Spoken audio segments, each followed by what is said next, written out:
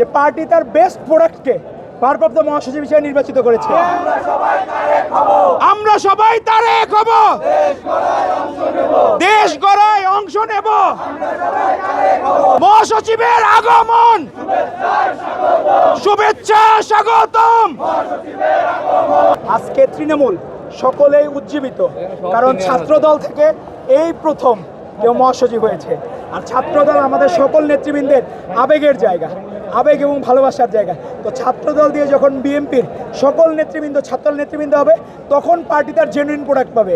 আজকে দেখেন 2015 সালের 1 নভেম্বর লন্ডনে এই রুহুল কবির রিজভী আহমেদ যখন জেলে ছিল, তখন ম্যাডাম একটা কথা বলছিলেন যে এই যে রিজভী আহমেদ এত ভালো ছেলে, সৎ ছেলে, ওই মাল পানি দিতে পারে না বলে জেল গেট থেকে আবার পাঠায় দেয়। তো এই যে স্টেটমেন্ট ম্যাডামের ওনার সম্বন্ধে, এবং আমাদের বর্তমান প্রধানমন্ত্রী উনি নিজে রাইট চয়েস যেটা ভারপ্রাপ্ত মহাসচিব করা, এতে সারা বাংলাদেশে যারা কোনো না কোনো সময় ছাত্রদল করেছে, এখনও করে, তারা মনে করতেছে যে পার্টি তার বেস্ট প্রোডাক্টকে ভারপ্রাপ্ত মহাসচিব হিসেবে নির্বাচিত করেছে।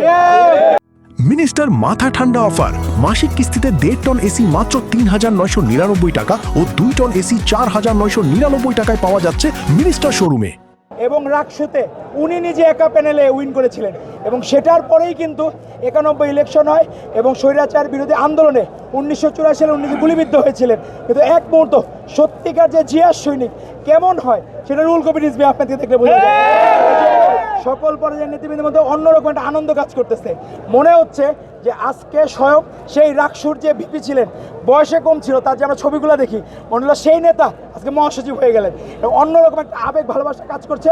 এবং আমরা চেষ্টা করব শহীদ রাষ্ট্রপতি জিয়া রহমান বীরত্তম, আপস হিন্দু সিমেম খালেদা জিয়া এবং আমাদের মাননীয় প্রধানমন্ত্রী জনাব তারেক রহমান যে আদর্শের বীজ ছাত্রদলের মধ্যে বপন করেছেন, সেই ধারা অব্যাহত থাকবে এবং ছাত্রদল আদর্শিক রাজনীতি থেকে এক চুল পরিমাণ বিচ্যুত হবে না ইনশাল্লাহ।